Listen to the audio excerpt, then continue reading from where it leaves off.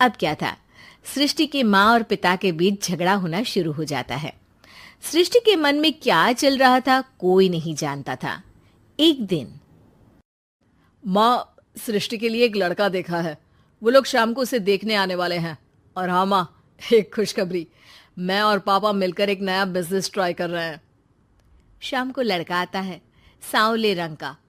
सृष्टि को तो बिल्कुल भी पसंद नहीं आता। लड़की की माँ कहती है, लड़की का चेहरा तो कोई खास नहीं, लेकिन अगर मेरे बेटे को आप लोग सेटल कर दें तो मैं उसकी शादी आपकी बेटी से करवा दूं। सृष्टि को लड़का बिल्कुल पसंद नहीं था। उसे भाई पर गुस्सा आ जाता है।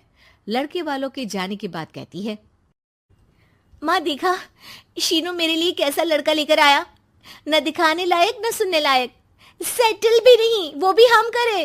अरे माँ, मैं जानती हूँ ये मेरी शादी किसी भी घर में क्यों करवाना चाहता है। अरे, कैसी बात कर रही है बहन? तूने तो देखा ना, लड़के को मैंने ही मना कर दिया तुझसे शादी के लिए। जिसने लड़का बताया था उसने उसकी बहुत तारीफ की थी। बात आई गई हो जाती है, लेकिन सृष्टि का मन शांत नहीं होता। क्या करूं, कुछ समझ में नहीं आ रहा। मेरी शादी हो गई तो ये लोग पूरी प्रॉपर्टी शीनू के नाम कर देंगे, मेरे हाथ तो कुछ लगेगा ही नहीं। तभी सृष्टि को आइडिया आता है। वो किसी वकील को फोन करती है। जी देखिए, अगर आपके मम्मी पापा का तलाक हो जाता है तो आपके पिता की आधी प्रॉपर्टी आपकी माँ के नाम हो जाएगी। फिर उसे वो किसी को भी दे सकती है। सृष्टि अब माँ को बेटे के खिलाफ भरती है। माँ, शीनू पर नजर रखा करो। वो जिस लड़की के प्यार में है ना, वो शादीशुदा है।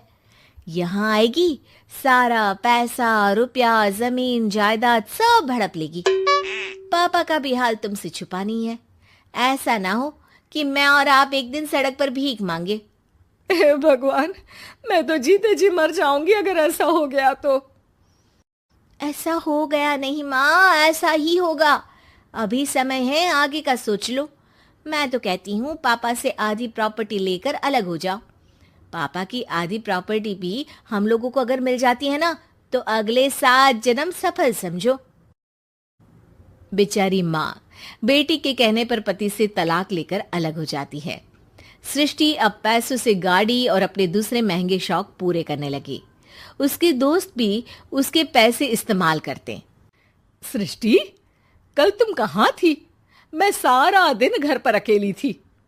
तो मैं क्या करूं? मैंने ठेका तो नहीं लिया है ना तुम्हें संभालने का। माँ को सृष्टि से ये उम्मीद नहीं थी।